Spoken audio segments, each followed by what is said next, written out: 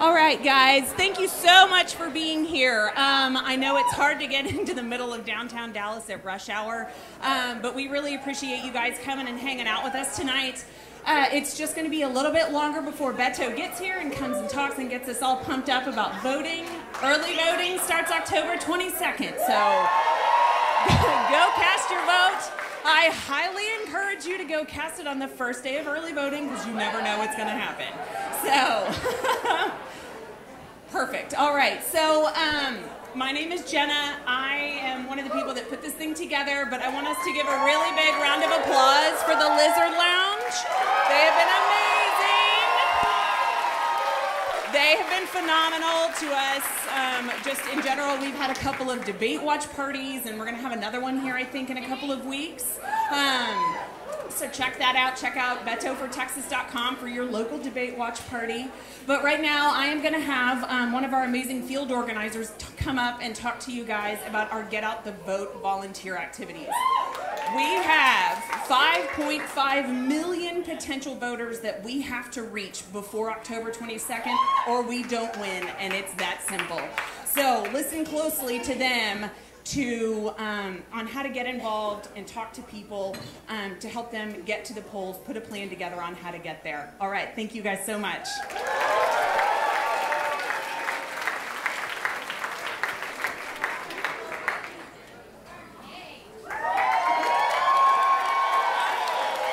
Okay, hello Dallas. So we are 3 field organizers, and we have to tell you how you can help Beto win. Who wants Beto to win? I'm sorry, I can't hear you. Who wants Beto to win? Okay, I'm Mimi. This is David. This is Tracy. We are all field organizers in Dallas, and Tracy's going to tell you one of the #1 ways that you can help Beto win. Who wants to help him win? Thanks, Mimi. How many volunteers do I have here?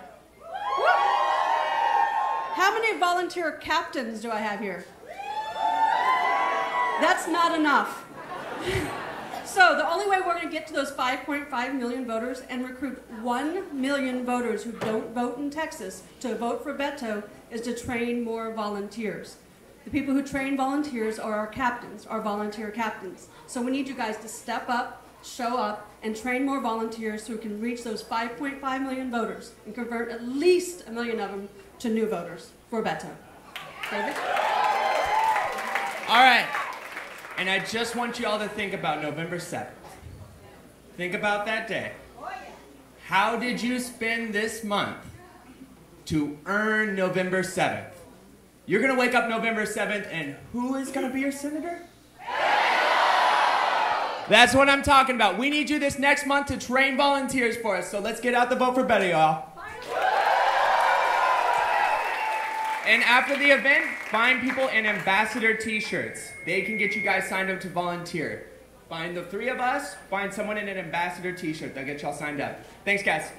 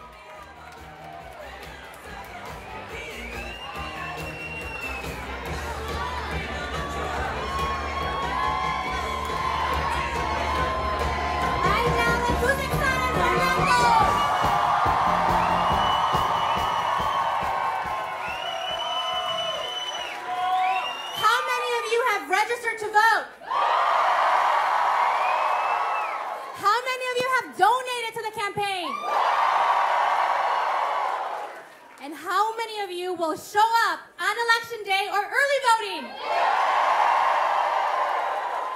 That's what we want to hear. Before we start our program, I do want to acknowledge our public servants in the room. We are joined by Sheriff Brown. We are also joined by Deputy Mayor Adam Medrano. I can't begin to tell you how excited I am to be here and join you all today. I moved to Dallas about a year ago, moved here to this beautiful city with everything going on. I was inspired with everything that was coming out of here. And I'll tell you what I've learned. You don't move to Texas. Texas moves you. I moved because of the commitment of Congressman O'Rourke, how he's been able to stand up for our communities, how he's been able to advocate for everyone. As a first-generation Latina, it's important for me. Where are my first-gen people at? Latinos. As a first-generation Latina, it's important for me that there are people in these positions of power, policymakers, that are aligned with our vision. Congressman O'Rourke, from City Hall to the House of Congress, he has committed to our community. He has advocated for all of our issues, and it is our turn to show up for him.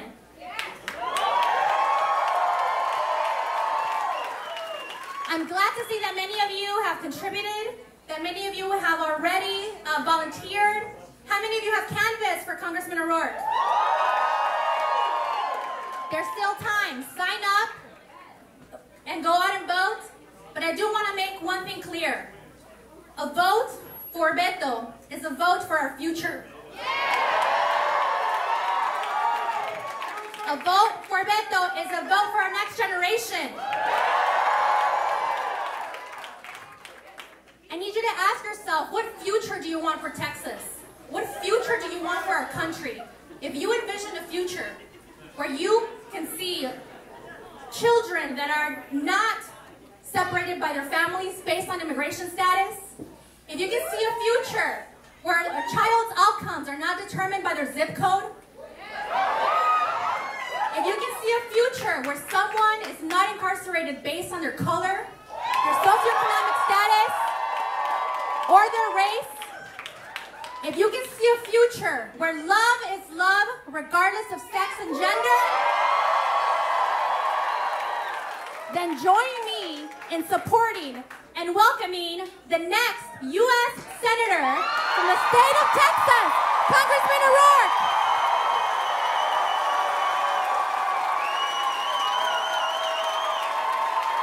Hey!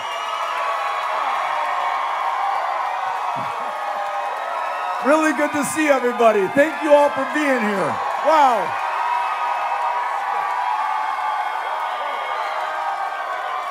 Thank you.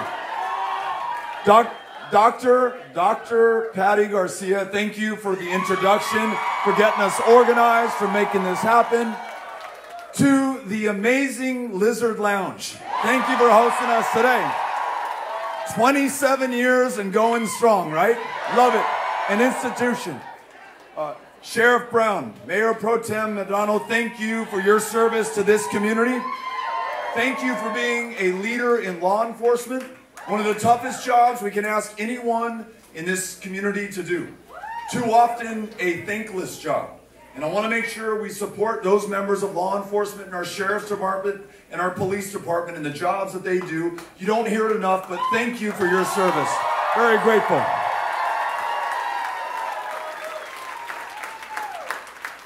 Got to tell you a quick story, because I wasn't totally expecting this, but I just saw a friend whom I last saw when we were 16 or 17 years old. And I don't want to tell you how old we are now, so I'm hoping you can't do the math, because we graduated from high school in 1991, okay? So Lorena Gomez, I don't know where you are, Lorena. There appear to be 7 or 8 Lorena Gomez's here today, but you're around here somewhere. Here you are. Okay, so one of the most beautiful things that ever happened in my life as a awkward kid in middle school, an even more awkward kid in high school. Never really fitting in. If I'm, I don't know, 180 pounds right now, 185, I was probably 115 pounds at the same height in high school. Didn't really fit in all the way, didn't really know what my place was. Loved music, and I saw a little guy here with a Beatles t-shirt right now. You know what, this mic is feeding back a little bit, so Cynthia or Sean or whoever's helping out with sound, thank you. And so loved, grew up on that, but couldn't find anything that I connected with like I connected with those Beatles records that I was first listening to when I was a little kid. The stuff coming in on the airwaves as a child of 1972, growing up in the 80s on 92.3 FM, 95.5. Some fans of KLAQ in El Paso, I like hearing them. But didn't really speak to me. And no offense to the fans of what was coming out on the airwaves, and it just wasn't my life. Maybe Bruce Springsteen, yes, but you know, the other stuff, not as much. And I remember, I don't know, being 14 or 15 years old, and someone took me to my first punk rock show. And it was at this place called the Sound Seas, which was this movable feast of music. Some days it would be on Texas Avenue downtown. Some days it would be on Dyer Street in the Northeast, not too far from where Cynthia grew up and went to Andrews High School. Sometimes it would be in this guy Joey's house. And I only knew Joey's last name to be The Victim, because that was his band, Joey the Victim. And so we'd go to Joey the Victim's house and we'd have punk rock shows in his living room. We'd go to the Mesa Inn and see the Descendants before they became All. And all of a sudden, I was part of this community where I fit in. For all my strangeness and awkwardness and not sure where my place was, here were these other misfits and folks who didn't quite fit in, who weren't into what was coming in off the airwaves, who didn't look like the kids on TV, maybe weren't into the same things that everybody else was into. And there was this community where you were just accepted for who you are. And there were these kids, because that's how old we were. We were kids, my same age, maybe a little older, maybe a little younger in some cases, playing their own songs, sharing their own stories, learning their own instruments, putting out their own records, starting their own labels, booking their own tours, living their own lives. There was this incredible independence that freed all of us from whatever we thought we had to be or were supposed to be, or the mold that we were going to fit into if we were going to be accepted. I remember meeting Lorena at one of these punk rock shows. And I remember just venerating her because she was a bass player, and Ed Ivy, who was like the most famous bass playing punk rock export from El Paso, who had a record on Alternative Tentacles, I think, in the 1980s. It's a big thing. He gave his bass guitar to Lorena. And Lorena, you were like 15 years old at the time, or 16 years old. It would be as though Keith Richards handed me his guitar. Just about. No analogy is perfect. But I just remember being able to be free of those expectations, to be who you want to be, to connect with people in the most direct, honest way possible. And how there's something all these years later that feels like that in this campaign. We haven't taken a dime from a single political action committee. No special interests, no corporations. It's all people, all the time, every day, in every single county in Texas. We've been to all 254.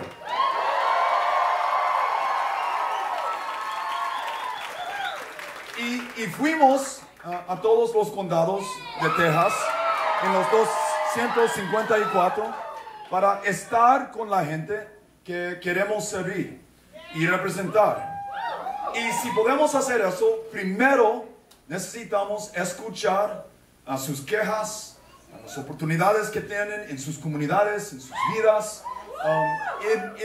en las cosas más importantes que dicen la gente, y no me importa si son republicanos, independientes, demócratas, son humanos, tejanos, americanos.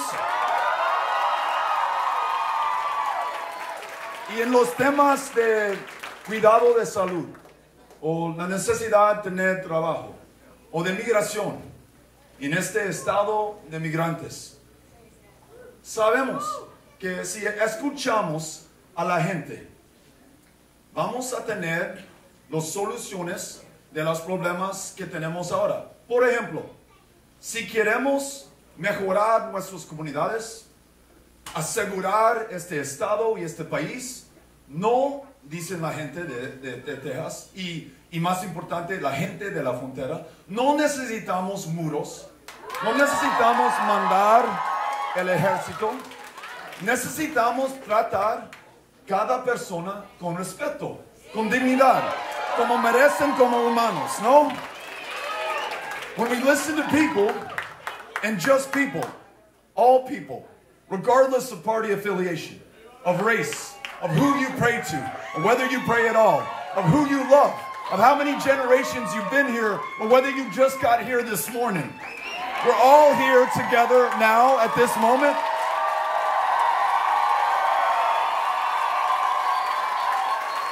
And we're going to work together. Treat one another with respect. Be good to one another. See each other, not as Republicans or Democrats, but as Texans, as Americans, as human beings. That's who we are. And I got to tell you, I am more encouraged, more thrilled, more hopeful, more positive than I've ever been in my life. And that's in spite of the fact that I only got 4 hours of sleep last night. And the night before, and the night before that, and for 20 months going, on the road, every day, everywhere, listening to everyone in Texas. Fills us with so much energy. There's so much electricity here right now, not because of any political party, not because of any candidate, but because of one another. We all see each other here. And at the moment, there are all these open questions about this country. We know it is up to us to answer them. I'll give you a few. We know that what we have done to our fellow humans at the front door of this country, particularly kids who've been traveling alone, or if they're lucky with their mom or their dad, taking those children from the one they love the most at their most vulnerable and desperate moment, sending that mom back to the very country from which she fled and for which she risked her life, turning that child over to Health and Human Services, the Office of Refugee Resettlement, placing them perhaps in a foster care home in another state. Maybe, and Chris was telling me a story today, maybe even adopting that child to another family. Maybe sending her or him to this tent city that Lorena knows about, just outside of El Paso in Tornillo, Texas, where months later, that child and that mom have no idea maybe where the other one is, or when, or if they will ever see each other again. We've been there in El Paso, when some of these families are lucky enough to be reunited. And you may have read the descriptions of this, but it's one thing to read about it, another thing to see it in person. That mom, who's so desperately waited and sought that child, and that little girl, 7 years old, meeting for the first time in months. And instead of a big smile, which you would expect on that child's face, the big smile that I see on my 7-year-old son, Henry's face, when I've been on the road for a month or two, and we haven't seen each other, and we finally get to connect again. Instead of tears of joy, or tears of desperation, or just tears showing that child's emotion, there is nothing on that kid's face. No ability at that moment to connect with the most important person she's ever had in her life, because she associates her with the greatest pain a human being can feel in their life. And we hope that time, maybe therapy, maybe a provider, who knows what, is going to heal, at least in part, those wounds. Here's what's certain. That what we are doing to those children is tantamount to torture, it's cruel, and it's inhumane. But here's the question. Because we know that this was the decision of one man who implemented a zero-tolerance policy that affected every single family that sought to cross in between those ports of entry. But in a democracy, where the people are the government, and the government is the people, every single day these conditions persist. It's on every single one of us. So we know it's cruel, we know it's inhumane, we know it's torture. Is it American? No! And it's up to every single one of us to raise our voices now and every single day until we make it right. Until never again is another child taken from another parent. That all those kids separated right now are reunited as quickly as possible with those families that they need so much. That we, the defining immigrant state and story and experience, we use our knowledge, our understanding, our lives, the communities in which we live, here in Dallas, or our hometown in El Paso, which is one of, if not the safest cities in the United States of America. A quarter of those that I represent in Congress, born somewhere else, chose us, left their home, their family, their comfort, their language, to start again, strangers in a strange land, to do better for themselves and their kids, but also, I know we get this, but we got to share it. They also came here to do better for us. They were called to and inspired by this country. And their very presence makes us stronger, makes us safer, makes us more successful.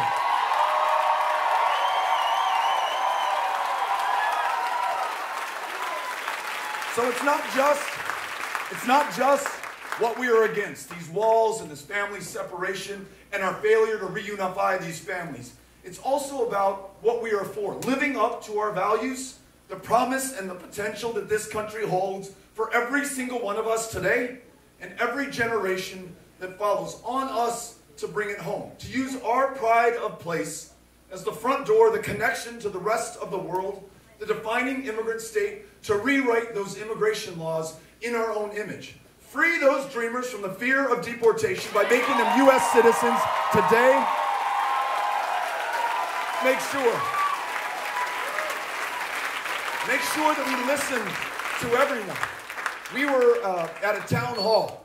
Chris and I were talking about this earlier in Dickens, Texas. I got one from Dickens. So you might be able to testify to the fact that when we had that town hall there, a little bit different than tonight. I think we had all of 12 people who showed up.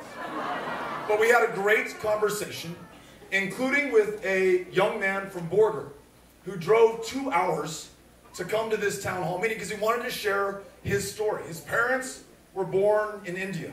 He and his siblings were born in India. They moved here to this country for the very reasons that I described earlier.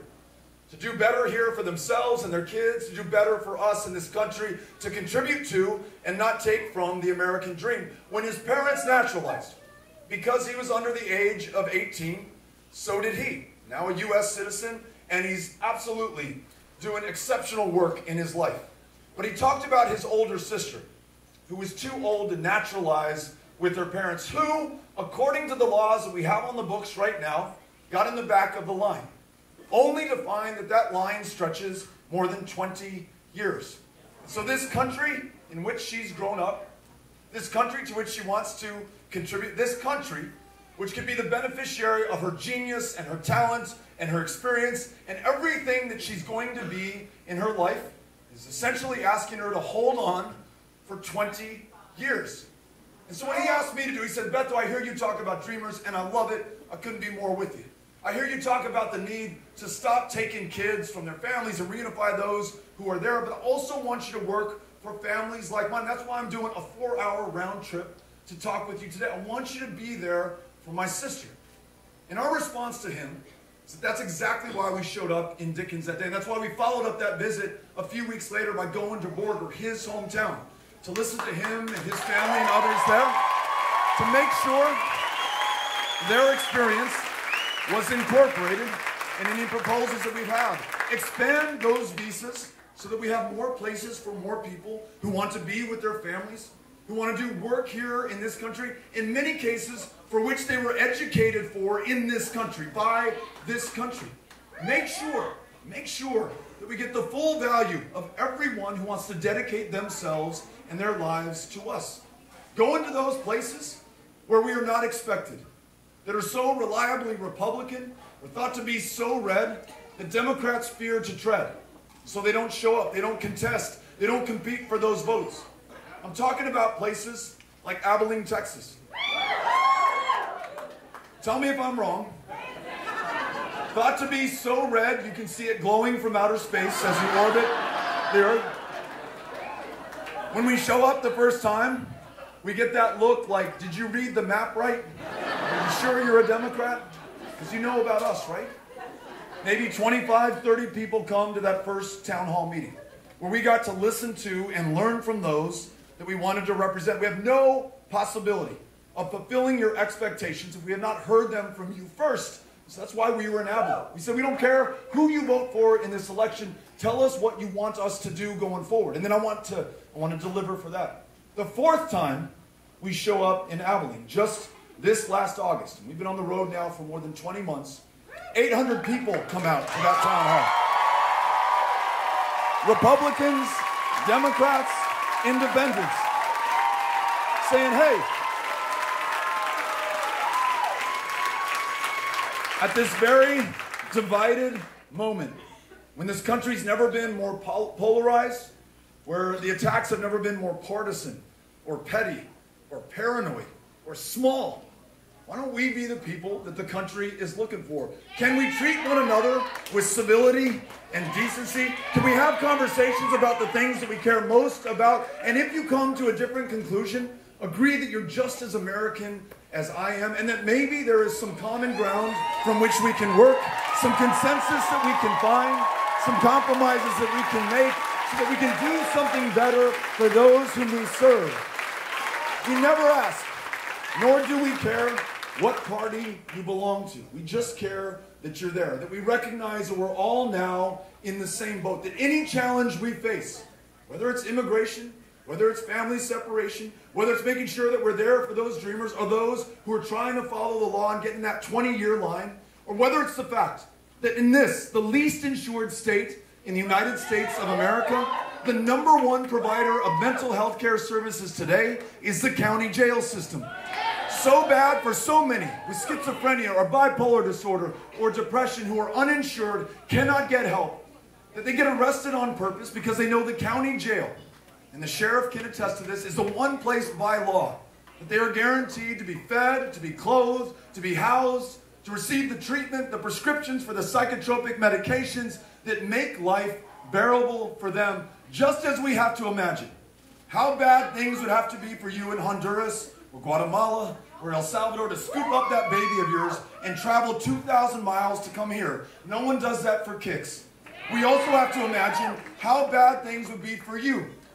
If your suffering were so great, if your access to care was so diminished, that your only option is to get arrested on purpose, to be locked up, and know full well that along with your body, your potential to finish your education, to work that job, to pay your taxes, to rock out in a punk rock band like Lorena, whatever you want to do in your life is locked up with you. And not only are you denied the ability to be well, to be treated with the dignity that you deserve as a human being, we all lose out on those things that you were going to contribute to our community, to our quality of life, to our lives. What if, knowing what we know, our failure to be there by and for one another, we take the lead in guaranteeing high-quality, universal health care to every single one of us, every woman, every man, and every child.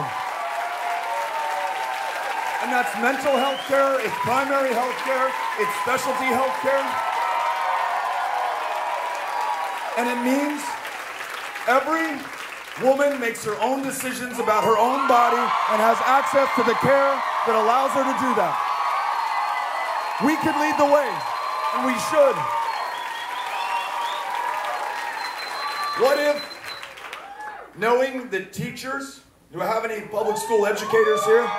Teachers, therapists, librarians, counselors, custodians, those who serve the food in the cafeteria, drive the buses, everyone who ensures that the 90% plus of American kids who are still educated in public schools, which is amazing to me. In this very divided country, it's the last place that most kids come together in common without regard to any difference that would otherwise separate them, with a common conception of what it is to be American. Where my friend Jara, who was a school teacher for many years, told me that, Beto, I know you know the stats, that on average, most teachers in Texas, out of their own wallets, uncompensated, pull out more than $1,000 for classroom supplies, for decorations, but also that child is on free and reduced breakfast and lunch, but does not have a dinner to look forward to when she goes home. That teacher, out of her own pocket, often pays for that dinner.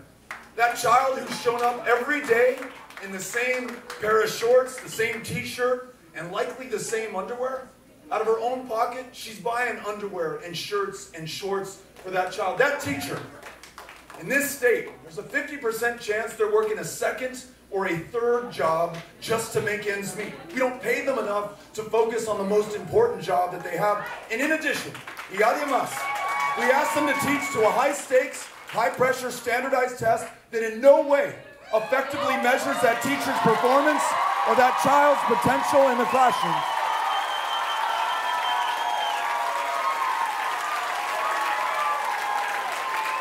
And on top of all that, there's the anxiety these teachers face, knowing full well that our Secretary of Education, who was confirmed by a margin of 1 vote in the Senate. Think about what it would mean to have a different senator representing us in the Senate when we have that one. That Secretary of Education, these teachers know full well, she wants to take our hard-earned tax dollars, including those teachers who, just like every single other American, pay their taxes, take them out of the classroom, turn them into a voucher, and send them to a private school, diminishing the chances for those kids there, as our friends in Henrietta, Texas told us. One Republican public school teacher in particular. If you allow Betsy DeVos to do that to my kids in my classroom, Beto O'Rourke, mark my words, I will hunt you down. I will find you. I will hold you accountable. We have common cause that defies partisanship on making sure that we support our public educators. Pay them a living wage. Allow them to teach to the child, not the test. And do this. Given the fact that we already asked those teachers to sacrifice so much, and knowing full well that in this country, unlike any other developed nation in the world, we lose 30,000 of our fellow Americans to gun violence every year. This state, perhaps just as well or better than any other, this is not a place we want to be in, understands the tragic consequences of this. Your family, ours, kids who come home from school like Henry did in the spring, telling us what they did in school that day was to huddle into a closet, taught to do so by their teacher, resist the temptation to open that closet door when somebody impersonating an active shooter tests their resolve, to prepare them for something that far too many feel will be inevitable. When you saw the reporting after the shooting at Santa Fe High School, for you, perhaps, as it was for me, one of the most chilling things you heard was a young student being interviewed. And when they asked her, when the shooter came in and began to shoot students in your school, were you surprised? Were you shocked? How did you feel? And she said, I knew this was going to happen. Why would we ask those teachers who already give and sacrifice so much to even contemplate having to sacrifice their lives, stand between that student that they care for and that shooter coming in through that door? Why would we ask them to take firearms training, to take a handgun into a kindergarten or a first grade classroom? I want them focused on unlocking that lifelong love of learning within that child. And they want me, beyond thoughts and prayers, to focus on universal background checks without exception. No loopholes, no boyfriend loopholes, no loopholes at all. Making sure that not only do we defend the Second Amendment, but we protect the lives of those in our lives, those states that have had the courage to adopt, without exception, universal background checks, a near 50% reduction in major gun violence, fewer members of law enforcement being shot at or killed by those they are sworn to serve and protect, fewer boyfriends and girlfriends being killed by an intimate partner. We can save lives. We know that we can do it. All that's missing is having the courage of our convictions and the political will to defy the consequences, whether they be our careers, the next election, or the NRA, and to do the right thing for the right reasons, especially those teachers and those kids in those classrooms. You all with me on this? We should be able to lead on this.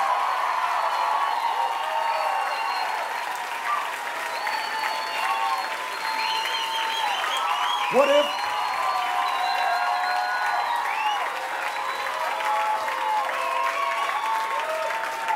like Lorena's father, Vietnam-era veteran, served this country in one of the toughest wars we ever fought, in large part because the country did not understand why it was fighting that war. Why we asked men and women to put their lives on the line, to bear the battle, to potentially lose their lives, certainly to take other lives in this country's name. That when they came back to this country, many of them drafted into that service, they were not greeted with cheers or thanks for your service or ticker tape parades, sometimes with derision, sometimes with just a lack of understanding of the sacrifice that they had just made. And this country took 40 years to recognize the Agent Orange that they were exposed to as the presumptive condition for the cancers that they were dying from. And yet, that generation, and sometimes the World War II generation, is called the greatest generation. We are grateful for their service, and certainly they were one of the greatest generations. But that Vietnam-era veteran who quietly came back to his community, or her community, raised their families, went to work, started that business, contributed to the success of their communities, and most importantly, and I see this as a member of the House Armed Services and the House Veterans Affairs Committee, and I see this in every town hall that we hold in El Paso every single month. That Vietnam-era veteran comes up to the mic, not for himself or his brothers in arms from that generation, but for the generations that follow, ensuring that no one else is ever treated like they were. That those who served in the first Gulf War and have Gulf War syndrome don't have to wait 40 years for that presumptive condition connection to what ails them right now. That those who are serving in Afghanistan and Iraq tonight, exposed to toxic burn pits, get the help and the research they need to cure the conditions that we created in the first place. If we're going to honor their service, let's make sure that not only do we invest in the care and the treatment of those veterans who come back from these wars, that we make sure that every homeless veteran has a roof over their head, everyone coming back can get on with their careers, their education, their lives.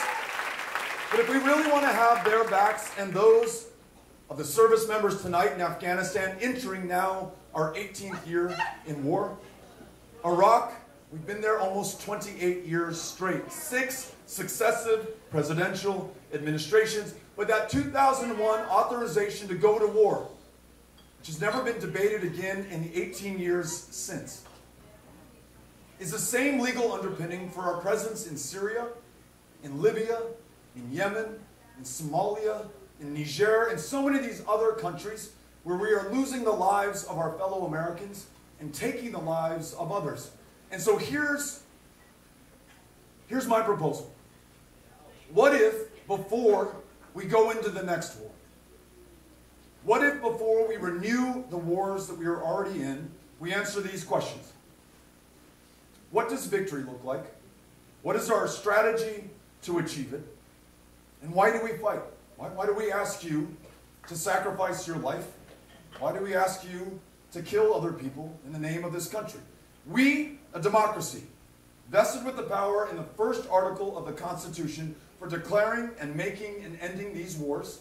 It's the people of this country who own them. We have to be able to answer these questions. And if we cannot, I hope you agree, we should not only not start another war, we should end every single one that we're in and bring those service members back to this country, to their families, to their communities, and make sure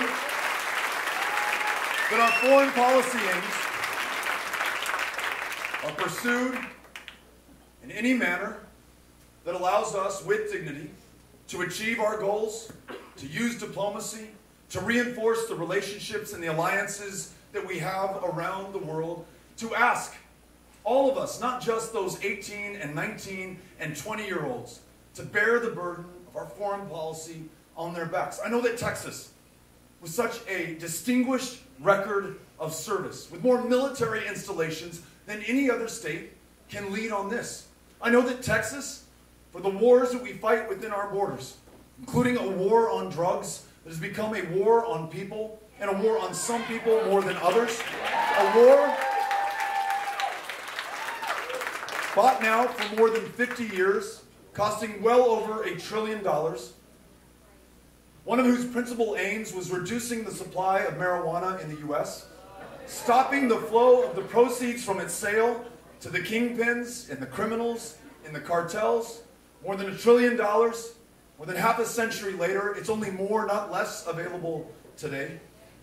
It's being sold in our high schools, and as the father of a son who just entered the 6th grade, alarmingly, our middle schools, we've treated it as a criminal justice instead of a public health issue.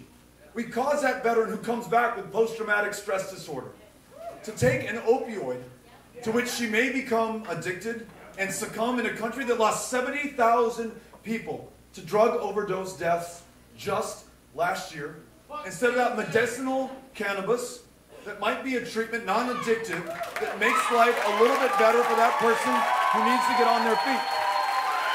So ask yourself, in a country where most states have decriminalized or medicinalized or outright legalized marijuana, where some are getting rich and it's perfectly legal, selling a substance that some in this state, and if we're going to be honest with one another, people of color in this state are doing time for. Though we know that Americans of all races, ethnicities, and backgrounds use illegal drugs and marijuana at the same rate, only some will be doing time.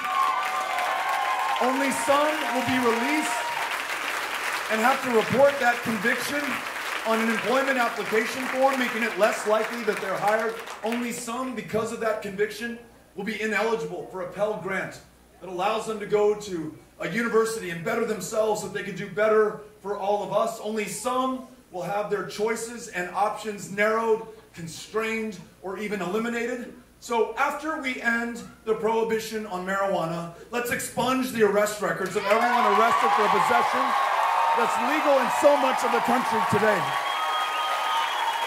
We can do this. And the last thing,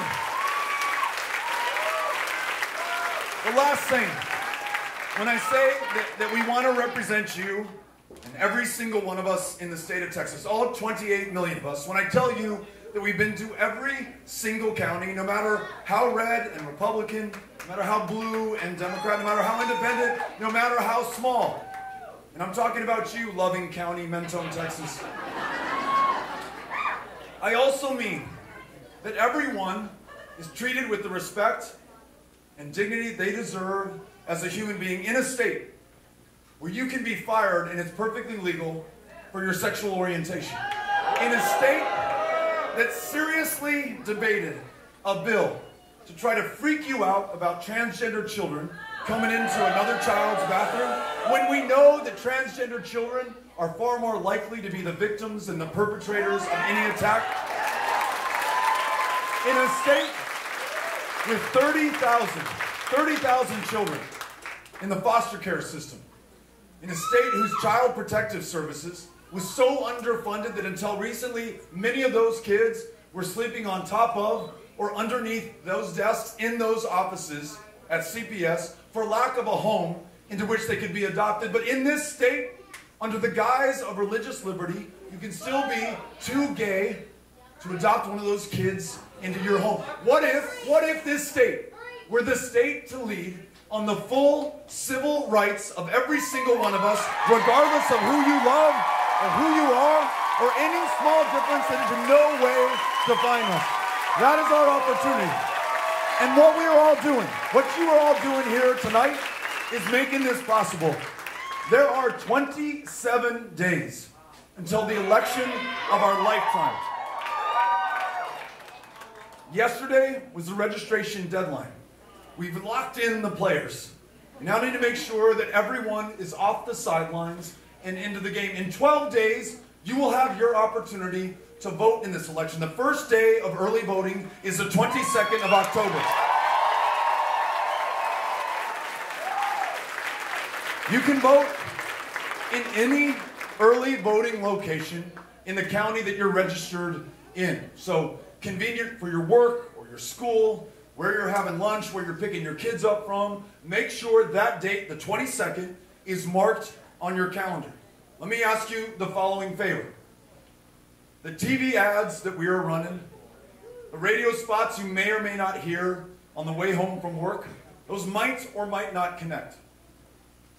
But if you receive a knock on your door, and in this divided moment, in this digital age, where we always have a device in front of our face, we never have to have an inconvenient conversation or hear a contrasting opinion. It makes us uncomfortable. To have someone show up at your door and invite you into this election, the election of our lifetimes, you will never forget that. If you're willing to do that and be part of making this difference, if you agree with me that the stakes have never been higher, the consequences never greater for this country, that this is the election of our lifetime, I want you to sign up. You can text Beto to 90975, Beto to 90975. You can go to the website, betofortexas.com. You can also purchase one of these incredibly sexy Beto for Texas t-shirts to wear around the neighborhood.